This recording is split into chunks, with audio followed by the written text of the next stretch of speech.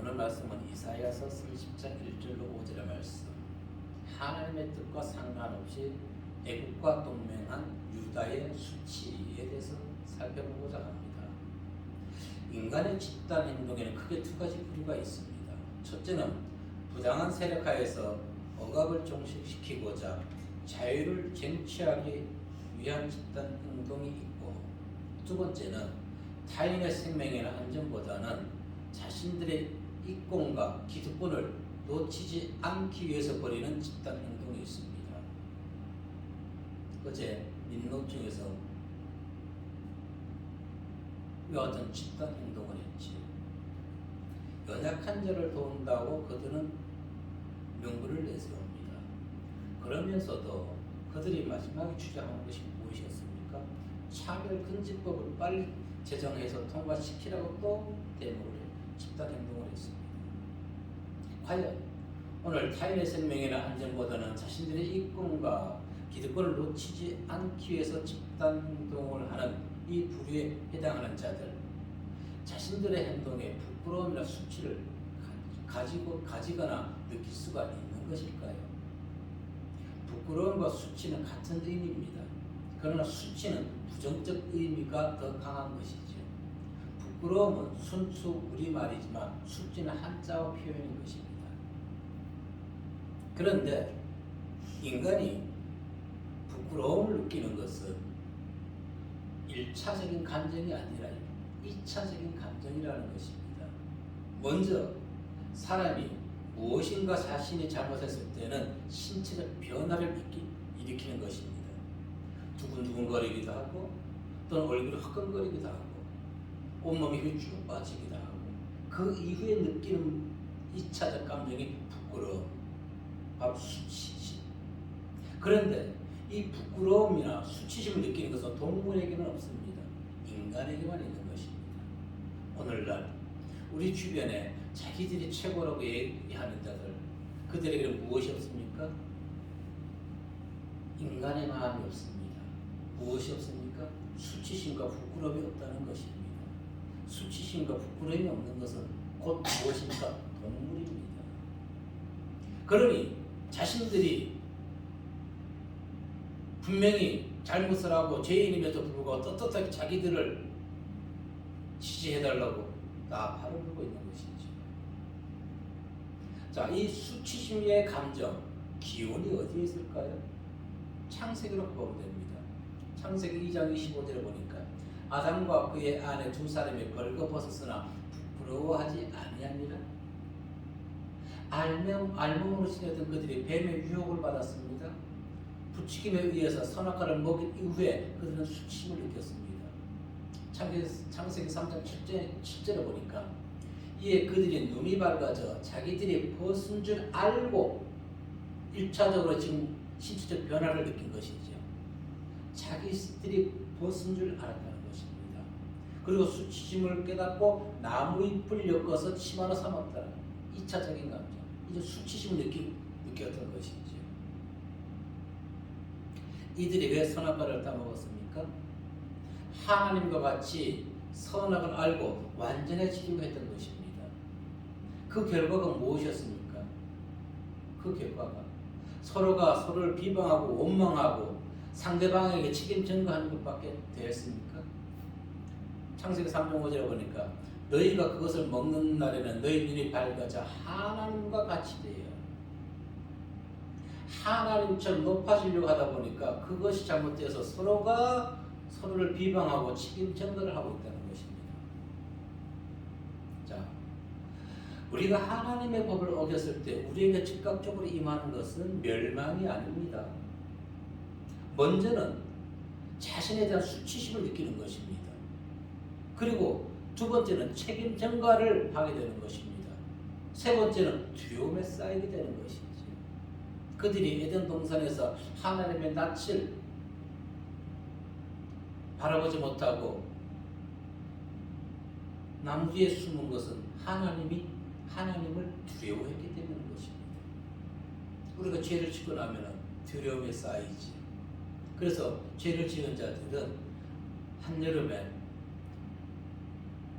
번개, 천둥이 쉬면은 두려워요, 안 두려워요? 죄를 짓지 않은 사람들은 몰라요. 죄를 지어본 사람은 알아요. 두려워요. 그래서 우리는 죄를 짓지 말아야 되는 것입니다. 언제나 하나님의 법을 어기지 아니하고 양심의 회복을 시키 양심의 회복이 되어서 하나님의 영을 따르는 성도님들 되시기를 주님의 이름으로 기도합니다. 첫 번째 우리에게 주신 말씀은 하나님에 대한 불신은 범죄를 유발시킨다는 것입니다. 1절 말씀 읽어봅니다. 시작. 여호와께서 이르시되 회역한 자식들은 많이 있을진저 그들이 계교를 베푸나 나로 말미암지 아니하여 맹령을 내지나 나의 영혼을 말미암지 아니하고 죄를 더하도다. 아멘. 이 1절의 말씀에 의하면 성경학자마다 해석하는 부분이 조금 다릅니다. 그러나 저는 오늘 본절 1절의 말씀에서만 본다면 그들이 죄를 더한다고 했어요. 첫 번째 죄는 무엇일까요?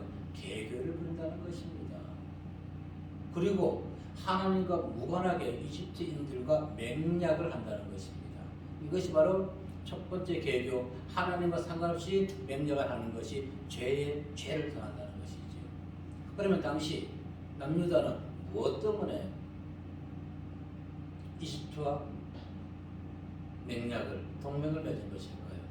BC 705년에 아스르 왕 사르곤 2세가 죽은 이후 남유다 왕 히스기야는 블레셋과 모압, 에돔 등과 연합해 가지고 반아수르 정책을 폈습니다. 그 전까지는 남유다는 아수르의 지배를 받고 있었던 것이죠. 이러한 일련의 행동을 함에 있어 가지고 유다의 지도자, 정치인들은 자신들의 방법만 택했던 것입니다. 하나님께 질문하지 않았던 것입니다. 하나님의 뜻을 구하지 아니했던 것입니다. 스스로의 생각으로 그대로 진행했던 것이지요. 예레미야 2장 19절에 보면 이렇게 말씀해 줍니다. 시작. 내 악인을 징계하겠고 내 반역을 책망할 것이다. 그런즉 내 하나님 여호와의 버림과 내 주께 나를 경향이 있는 것이 악이요 고통인 줄 알라. 주 만군의 여호와의 말씀이니라. 아멘. 자, 본문 1절에서 계교는 어떤 의미가 있냐면 충고나 조언이나 의논하다라는 뜻이 있습니다. 그래서 오늘 문맥상 흐름을 보면은 의논으로 해석하는 것이 맞는 것이지요. 계교가 아니라 물론 맞지만은 의논, 그 정치인들이 의논했다는 것입니다. 무엇을? 향후 유다의 국정을 위해서 우리가 어떻게 해야 될 것인가? 강대국인 애국, 즉 이집트와 우리가 동맹을 맺읍시다. 그 결정에서 하나님을 배제시켰던 것입니다. 하나님의 뜻을 전혀 구하지 아니했던 것입니다. 자, 맹약이라는 것은 부어 만든 상이라는 것입니다. 즉 주조물을 만들어서 거기에다 뜨거운 샘물을 넣어서 만든 것, 거푸집을 통해서 그것의 예로는 아론의 금송아지가 대표적인 사건인 것이지요. 그리고 맹약의 뜻은 계획을 실행하자는 것입니다. 자기들 스스로 계획해놓고 자기들 스스로가 사신을 보내서 애국으로 내려보냈던 것입니다. 그런데 그 와중에 하나님께 기도하지 않았던 것입니다. 하나님의 뜻은 무엇인지 질문하지 않았던 것입니다. 분명히 말씀하고 있죠. 1절에서 나의 영으로 말미암지 아니하고, 그들은 철저히 하나님의 존재 자체를 거부했던 것입니다. 에스겔 30장 13절의 말씀에 보니까 시작. 주 여호와께서 말씀하셨느니라. 내가 그 우상들을 없애며 신상들을 녹 가운데서 부수며 애굽 땅에서 왕이 다시 나지 못하게 하고 그 땅에 주역이 있게 하리라. 아멘. 노비란 곳은 애굽의 옛수를 얘기하는 것입니다.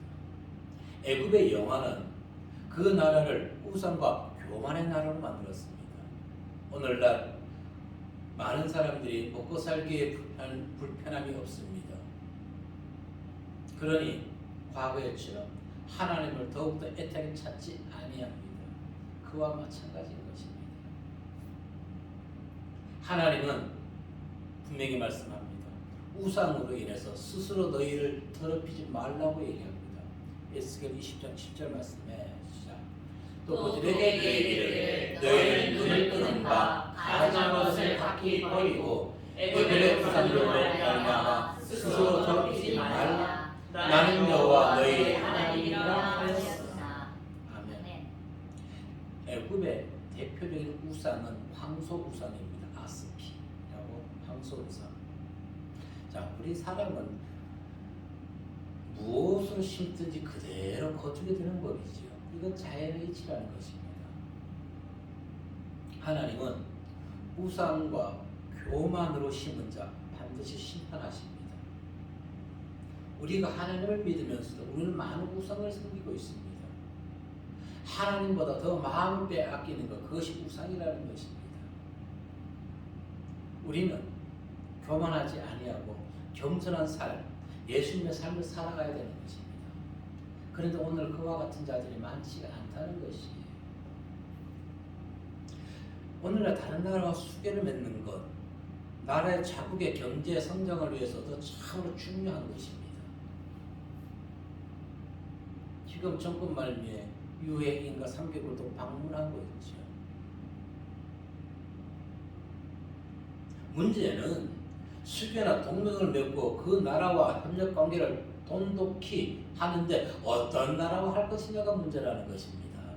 네.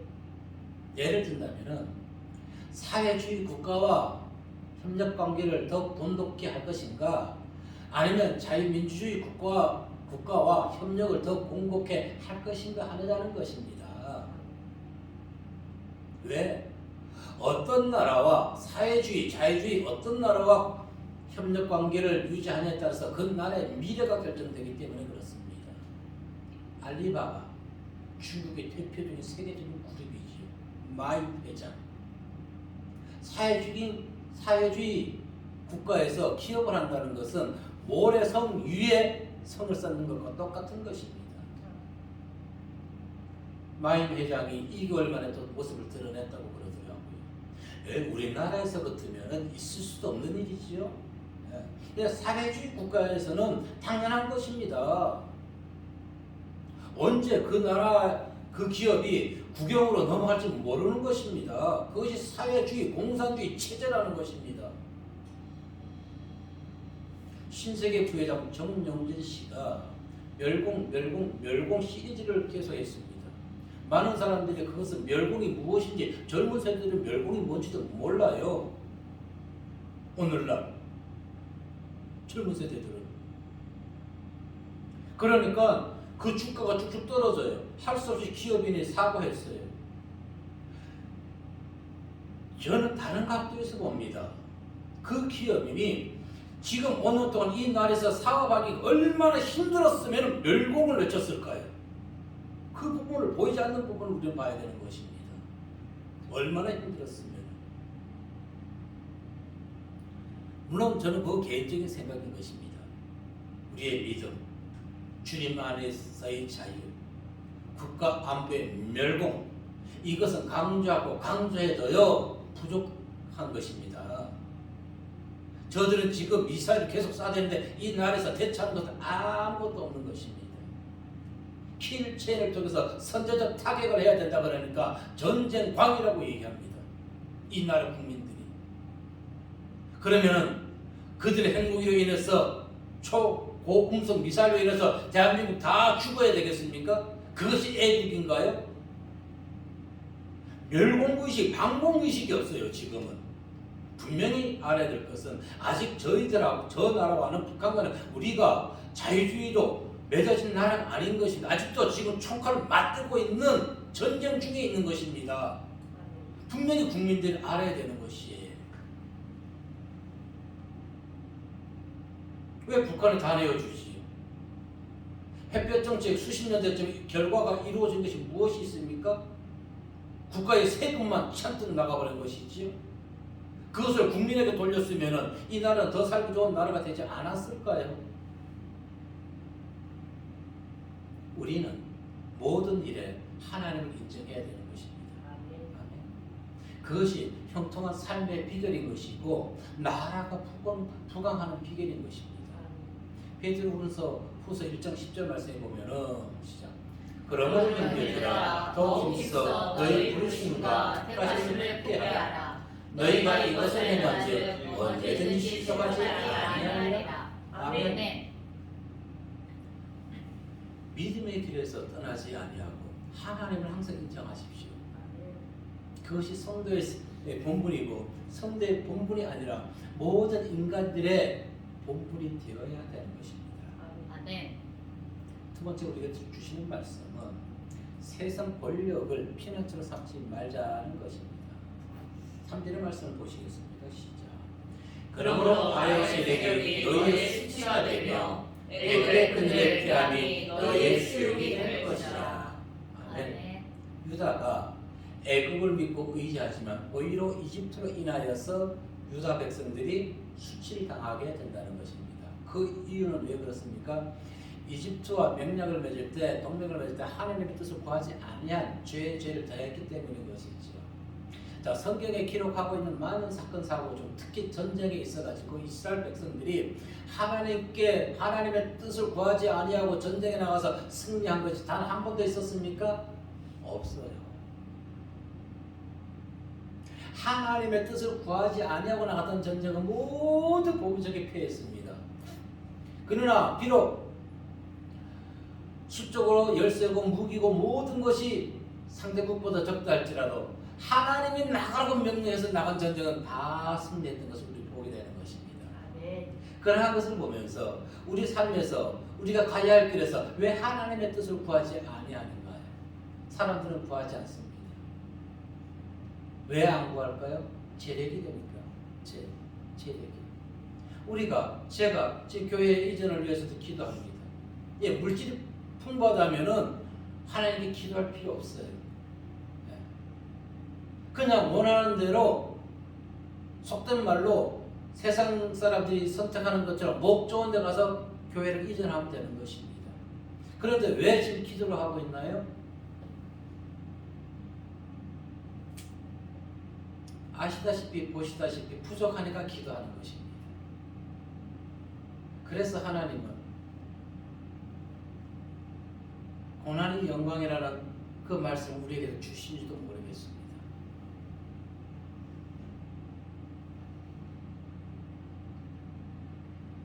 자, 하나님은 이스라엘 백성들의 삶의 규례를 주실 때 분명히 말씀하셨습니다.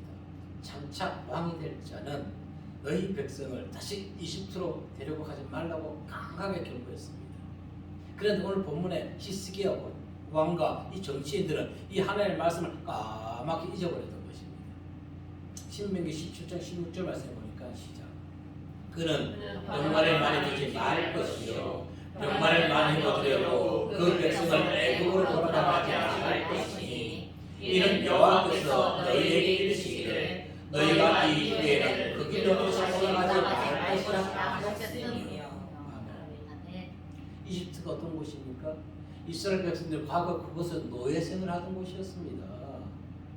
그리고 다시 그쪽으로 백성을 데리고 간다는 것은 그들의 노예가 된다는 것입니다. 이 히스기야 왕은 인간적으로 자존심도 없었어요. 정치인들은 자존심도 없었던 것입니다. 3절로 5절의 말씀 다시 읽어보도록 하겠습니다. 시작. 그러므로 바로의 세력이 너희의 수치가 되며 애굽의 그늘의 피함이 너희의 수욕이 될 것이다. 그 고관들이 수안에 있고 그 사신들이 하늘에 이르렀으나 그들이 다 자기를 유익하게 하지 못하는 민족으로 말미암아 수치를 당하니 그 민족이 돕지도 못하며 유익하기도 못하고 수치가 되게 하며 수욕이 되게 할 뿐이다. 아멘. 바로의 세력이 너희의 수치가 될 것이다.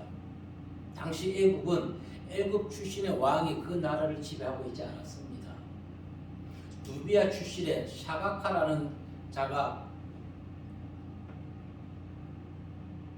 나라를 다스리고 있었는데 그는 전국적으로 지지를 얻지 못했습니다.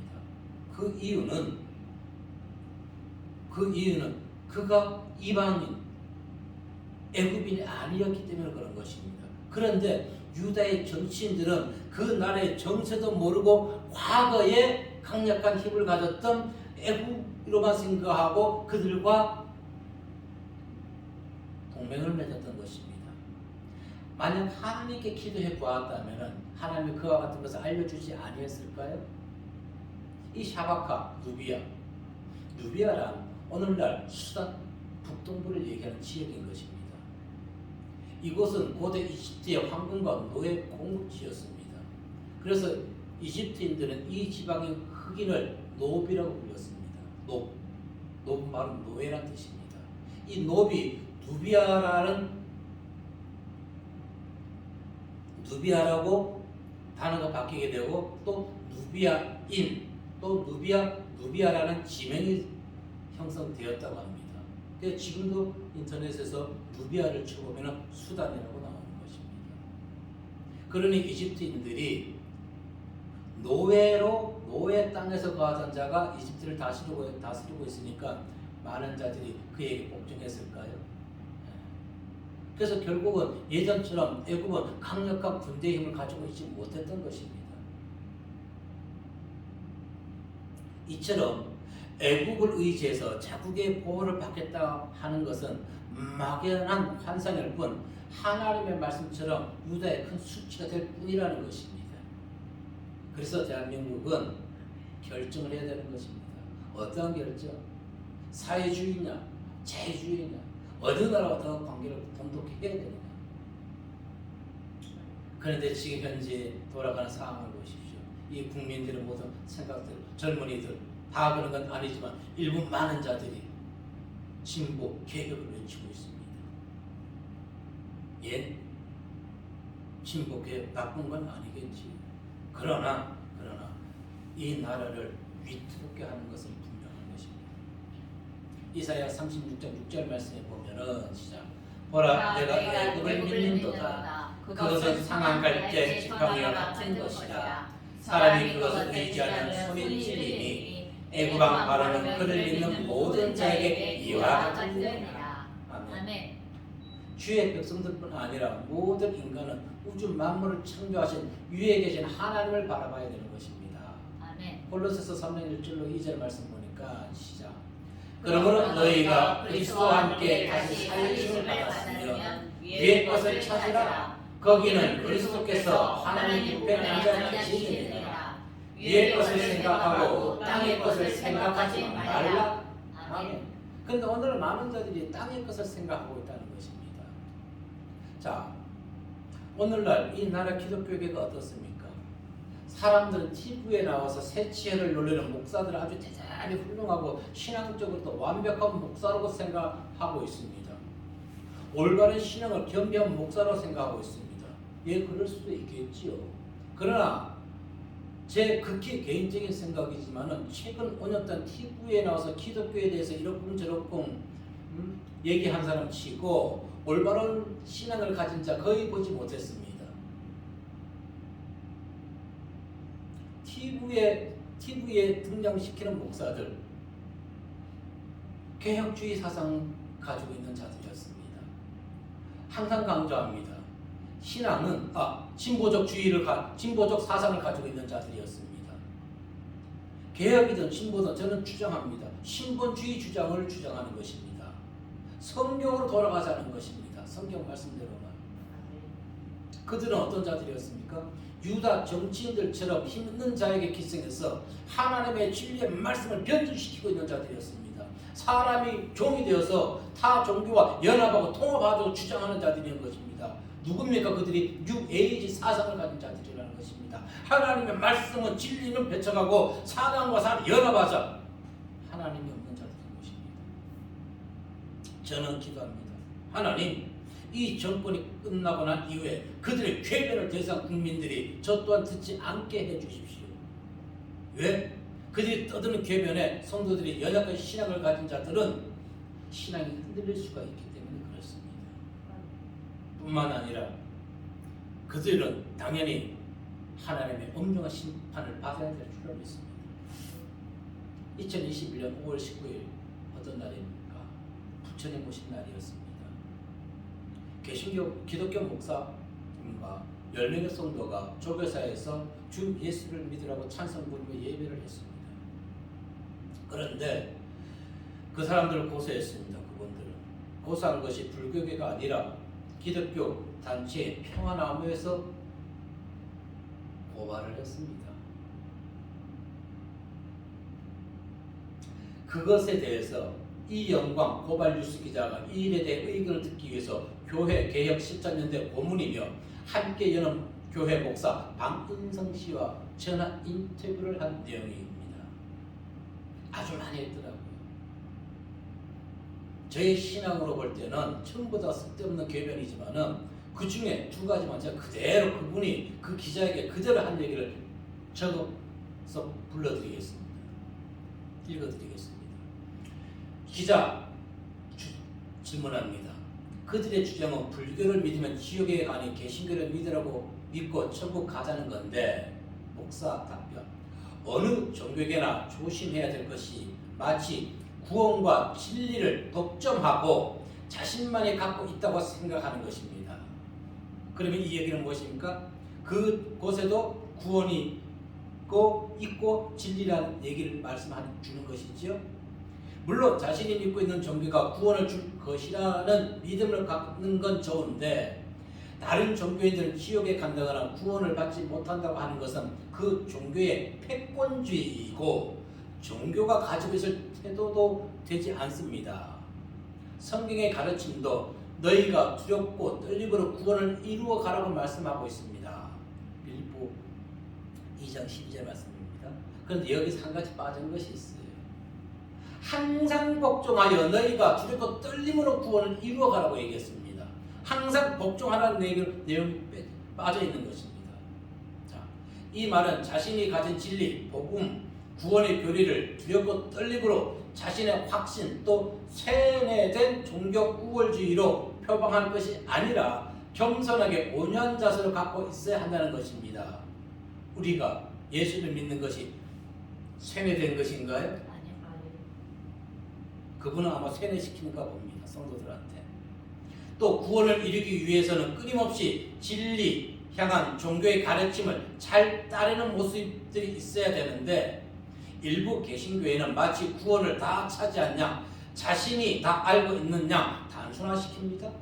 자신의 확고한 세뇌 속에서 있게 되는 것은 개인도 위험하고 그 사회에 마찰을 일으키는 행위가 됩니다. 두 번째, 그러나 기독교는 기독교 이외에 구원이 없다고 가르치지 않나요? 목사 답변. 기독교 외에는 구원이 없다고 가르치기보다 기독교가 구원의 종교라고 가르치죠.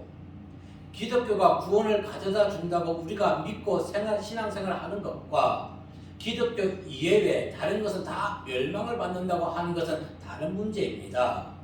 마치 다른 종교는 전부 우리 사회에서 없어져야 될 종교로 생각하고 배타적이고 분쟁을 일으키는 것은 그들이 가진 신앙관, 종교관, 구원관을 무시하는 것이지요.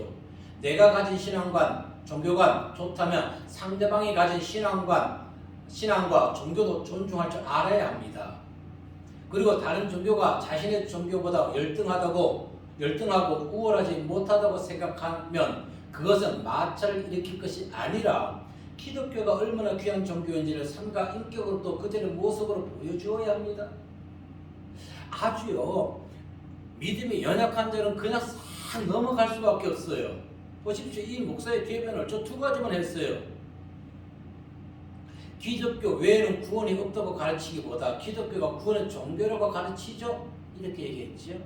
저는 이 사람의 내용을 들으면서 어디서 많이 들어본 소리야. 창세기 3장 3절에 가보자고요. 시작.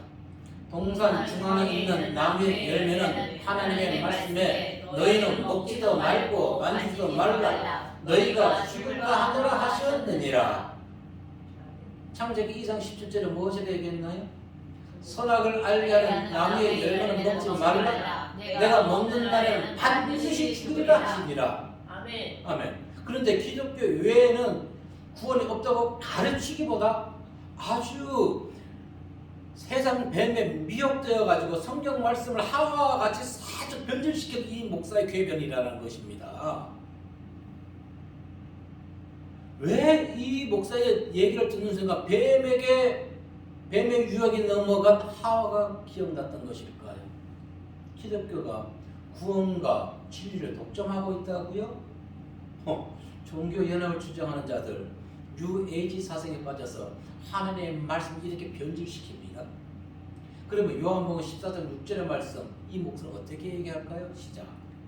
예수께서 이르시되 내가 곧 길이요 진리요 생명이니 나로 말미암지 않고는 아버지께로 올 자가 없느니라. 아멘.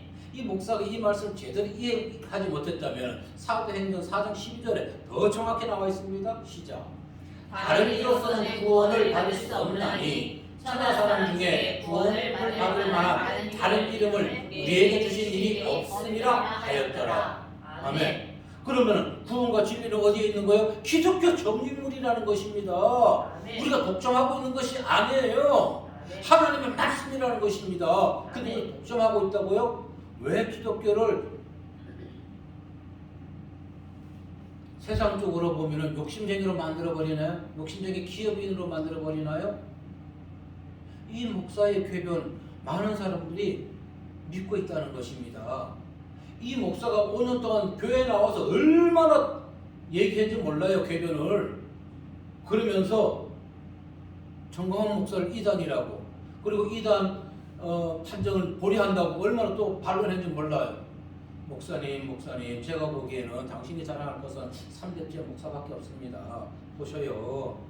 오직 예수 믿는 것만이 구원의 유일한 구원이라는 걸 전 제발 아시고, 제발 당신의 성도들이 그렇게 가르치지 마세요. 이렇게 얘기한 당신이 이단입니다. 당신이.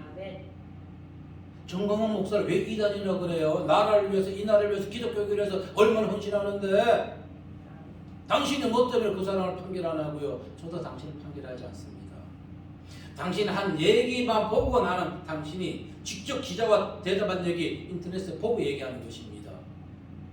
기독교만이 유일한 구원의 종교고 하나님의 말씀만이 생명의 진리의 말씀이라는 것입니다. 3대째 대전 목사님 자랑할 것이 아니라 성경 다시 돌아가십시오. 이들의 사상이 무엇이라고요? 신앙인의 행성을 하고 있는 것입니다. 종교통합, 타종교와 연합, 그리고 이들이 강력하게 주장하고 있는 차별금지법 제정. 그래서 성도는 알아야 되는 것입니다. 이들 남유다가 이집트와 동맹을 맺고 수지를 당했던 것처럼 연합이니 종교통합이니 얘기하는 자들 하나님으로 인해서 또 성도들에게 수치를 당해야 될 줄로 믿습니다. 17절의 말씀을 보도록 7절의 말씀을 보도록 합니다. 시작. 애굽의 도움은 헛되고 무익하리라. 그러므로 내가 애굽을 가만히 앉은 라합이라는 그러느니라. 아멘. 라합은 거대한 폭풍 교만의 뜻입니다. 그런데 어떻게 해요? 가만히 앉은 라합이라고 했단 말입니다. 아무런 능력도 없다는 것입니다. 아무런 능력도 발휘하지 못하는 그들을 우리가 의지해야 되겠습니까? 아니 누구를 의지해야 될까요? 시편 기자가 시편 118편 8절로 9절에서 우리에게 들려주는 믿음의 말씀이 있습니다. 한번 읽어보겠습니다. 시작. 여호와께 피하는 것이 사람을 신뢰하는 것보다 나으며 여호와께 피하는 것이 고관들을 신뢰하는 것보다 낫도다. 아멘. 하나님께 피하십시오. 아멘. 위의 것을 찾으십시오. 그러나 오늘 히스기야 왕과 그 유다의 정치인들, 그리고 제가 조금 전에 조금 과격했던 발언이 있는지는 모르겠지만 3대째 목사인 박민선 씨, 그들은 한때 신앙이 좋다고 자랑했을지 모르겠습니다. 그들을 비판하고자 하는 것이 아닙니다. 사람이 세상 것에, 땅의 것에 눈을 돌리면 이렇게 신앙이 변질됐다는 것을 우리는 그들의 신앙을 통해서 우리는 교훈 받아야 되는 것입니다. 하나님의 말씀을 자신들의 입맛에 맞게 변질시켜버리는 것, 그것이 연약한 인간의 본성이라는 것입니다. 그래서 그들 비판과 정죄하기보다 그들의 변질된 신앙을 보면서 우리 신앙을 지켜야 되겠습니다. 아멘. 나 또한 우리 또한 세상을 바라보지 말고 시편 기자가 말씀하셨던 것처럼 위의 것을 바라보자는 것입니다. 아멘. 하나님의 말씀 더더욱 소중히 여겨야 되겠습니다. 하나님을 찬양하는 것을 게을리해서는 안 되겠습니다. 아멘. 우리는 이제 신앙의 부끄러움이나 수치심이 아닌 우리 신앙을 회복함으로 신앙의 만족감 그리고 성취감 가운데 하나님의 영광, 하나님의 살아계심을 더더욱 증가하는 깨어있는 성도 모두가 되시기를 이 시간 주의 이름으로 기도드립니다. 아멘. 기도하겠습니다.